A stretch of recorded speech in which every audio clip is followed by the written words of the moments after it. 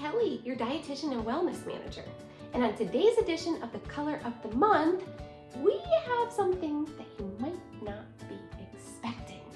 It's not as vibrant as usual, but this month we are celebrating white fruits and vegetables. I'm gonna surprise you with a couple really great benefits that they have. Let's learn about them, and then I will show you a variety of different white fruits and vegetables to include into your diet. Different colors of fruits and vegetables all have different benefits, which is why it's important to eat a rainbow of different colors. White fruits and vegetables are high in fiber, which is fantastic for stable blood sugar and energy levels, digestion, heart health and lowering cholesterol, and maintaining a healthy body weight. They are also high in magnesium, which is an anti-inflammatory and reduces risk of disease. They are also containing potassium, which has an effect of lowering blood pressure and stress reduction. These are just a few reasons why you'll want to incorporate these white fruits and vegetables into your diet. First up, we are going to talk about some white vegetables. One of the most popular white vegetables and one of my favorites is this, cauliflower. Delicious on a crudité with just a little bit of hummus, or also roasted or steamed. It's also very versatile and can be made into a rice alternative or also mashed up with some herbs, kind of like a mashed potato. Speaking of mashed potatoes, another white vegetable is a potato. A lot of times potatoes are thought of as not having much benefit, but as you just learned, these do actually have a lot of benefits for us, such as magnesium, potassium, and resistant starch.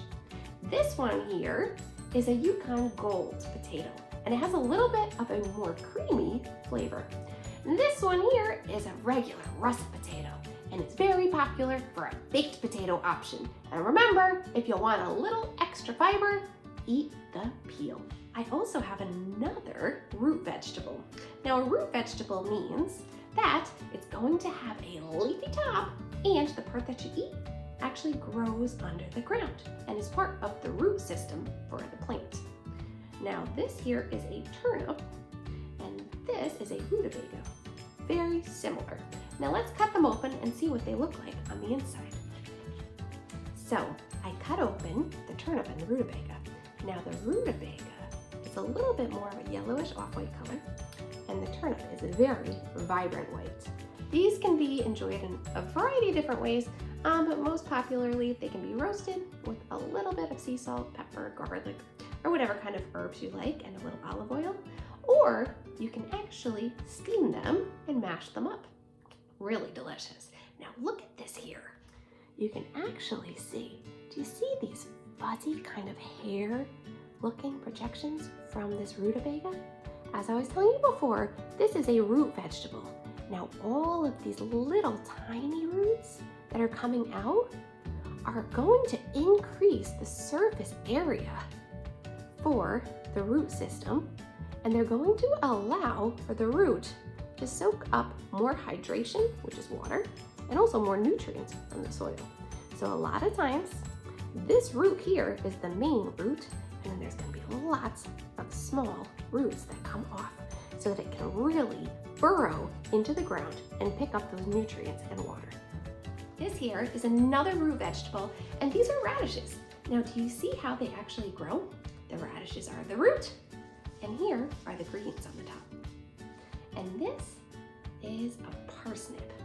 Now, parsnips are a relative of carrots, and one of my favorite ways to enjoy a parsnip is to roast them, almost like a French fry. It's a really, really yummy alternative to a potato if you want something that's just a little bit less starchy and has a slight sweet flavor that's very delicious.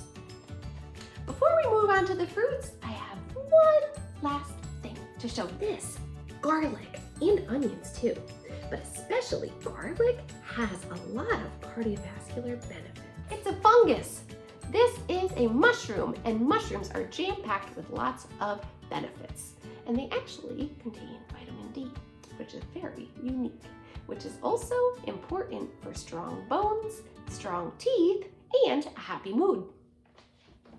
When it comes to white fruits, there are not too many, but you have to think about the part of the fruit that you're actually eating, just like this. This is a dragon fruit. Now it might be very bright in the exterior, but the vibrant color is on the portion of the fruit that you don't eat. So it actually is a white fruit, jam-packed with lots of vitamins and nutrients. Another example is a banana. Now a banana definitely is yellow on the outside. When you open up this banana, sure enough, there it is, white. And again, very high in potassium. Here's a relative of the banana.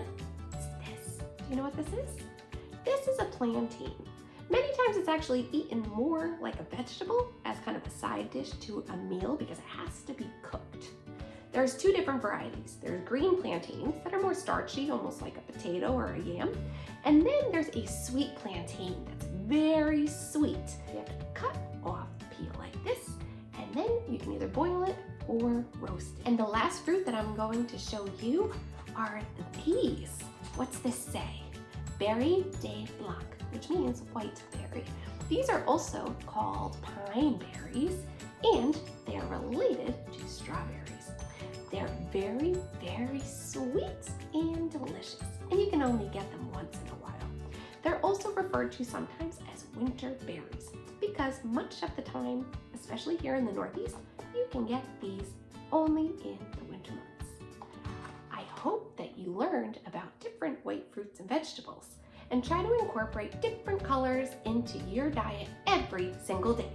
5 servings every single day of fruits and vegetables so that you can grow to be happy and healthy. All the different colors have different benefits. I'll see you next time on Healthy with Miss Kelly.